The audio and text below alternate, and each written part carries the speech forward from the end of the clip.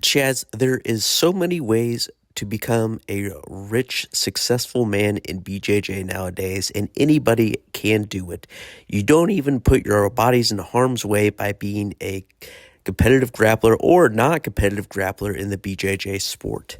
All right, you can make hundreds of dollars in this sport, and let me tell you how. First up, we've got competing for cash prizes. Now, in order to start in this, you'll actually need to pay money in order to do competitions, okay?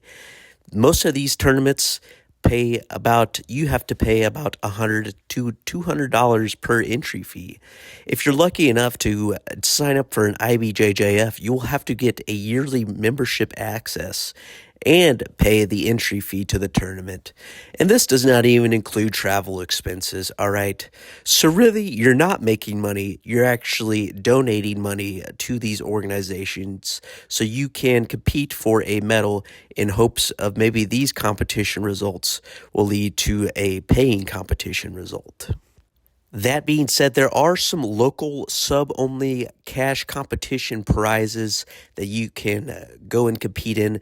However, there is no guaranteed purse for these competitions. You have to win the whole darn thing. And there are some tough SOBs who enter these competitions and are willing to eat some breaks and some joint locks in order to win the $100 cash prize. And at the end of the day, is $100 really worth a broken bone where you don't have health insurance and will have to pay thousands upon thousands of dollars for x-rays and whatnot? Absolutely, it's for all the glory. Next up, we've got teaching private lessons at your academy or gym you go to, okay? This is a great way to earn a little extra cash, okay? That being said, most people do not care about jiu-jitsu like you care about jiu-jitsu. They just want to do it a couple of times a week, come to class, and really do not want to spend that much extra money at jiu-jitsu.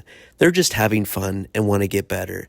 So your clientele list for privates is relatively small, and therefore those who do want privates probably don't want to pay for privates.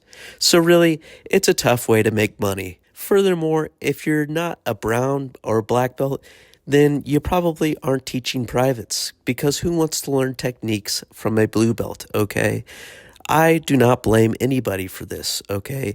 I would want a private lesson from a brown or black belt, somebody with seasoned experience in the sport. So until you've put in about 10 years in the sport, this is not a feasible option of making money in the sport. If you're really good at the sport and have won major competitions, you can charge a high hourly rate. However, you've more than likely never won anything, and therefore cannot charge a high hourly rate.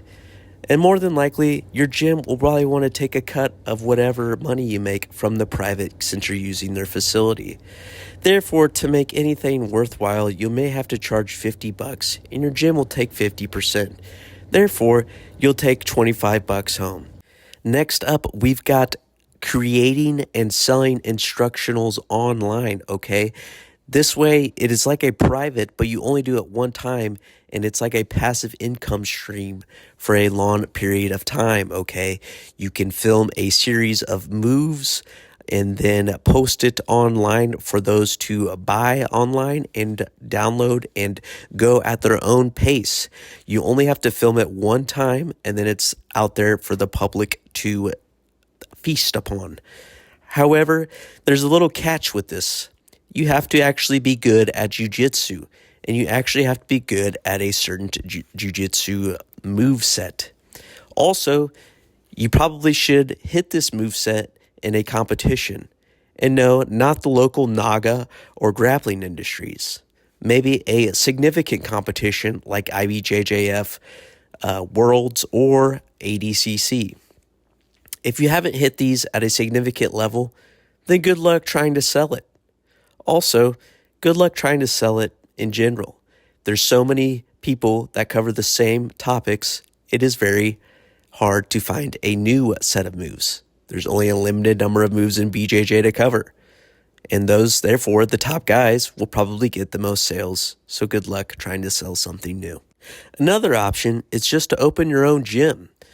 You can make some money doing this. However, there are so many damn BJJ gyms across America now. I feel like within my own city, there's about 20 damn jiu-jitsu gyms. It is a saturated market, and I feel like everybody that does jiu-jitsu already goes to a jiu-jitsu gym that exists. Therefore, it is going to be hard to get new clientele or new people to switch gyms and come to your gym. You really have to be extremely good at the sport and have to be at least a black belt to be competitive nowadays. Also, to be competitive, you have to have a great facility. Facilities nowadays are extremely fancy, okay?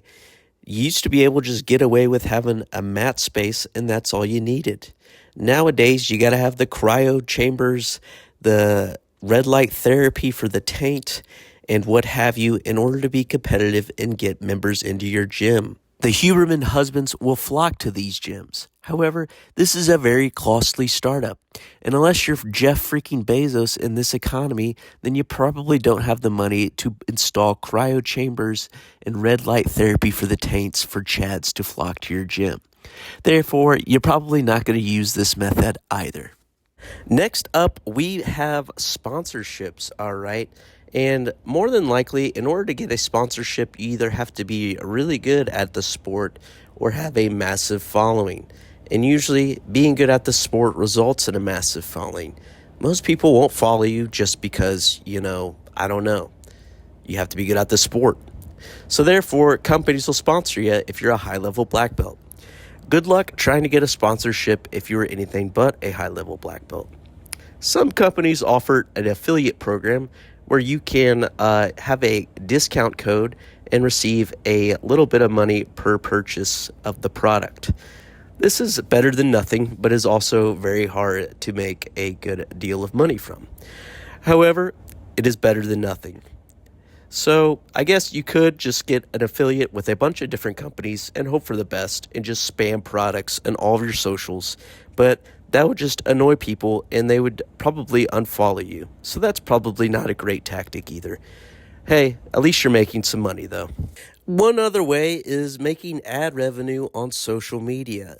You put a lot of time and effort into building a YouTube channel, Instagram page, or TikTok, what have you, and you could start making some ad revenue or memberships money. This requires, having a personality, and most people just don't have that. In a day and age where everybody's personality is basically the same thing due to brain rot, TikTok, shorts, and reels, everybody is basically the same person out here. And if you do jiu-jitsu, we all kind of tend to be the same person, same personality, so it's hard to stick out from the rest of the people. Therefore, you really got to do something extravagant in order to stick out. But, the best way to do that is to actually be good at the sport. I think we're seeing a common theme here. Being good at the sport results in financial gain. So maybe we should get good at the sport and spend some time on it. Yeah, believe it or not, doctors and lawyers go to school for a long time. And then they don't even make a lot of money when they get out of school. They have to spend several years in order to work their way up and become experts in the field. Same thing with a plumber or any other profession. When you start out, you suck, and people don't want to listen to somebody who sucks or pay somebody who sucks at what they do. So basically, what we got to do is actually get good at the thing we want to do for a living. If that's jiu-jitsu, then I should probably spend 10 years getting good at the sport. And then maybe one day people want to pay me in order to teach them jiu-jitsu or show them jiu-jitsu via an instructional or buy my rash guard brand or something or buy the products that I promote. But I mean, honestly, why would you trust somebody who's just been doing the sport for a small amount of time? Yeah, I mean, you can make a good amount of money in the sport, but you have to be an expert and be good at it. So yeah, just keep working, Chads, and keep doing what you're doing. We're all going to get there one day. We just got to be persistent and keep on grinding. All right. I'll talk to you later.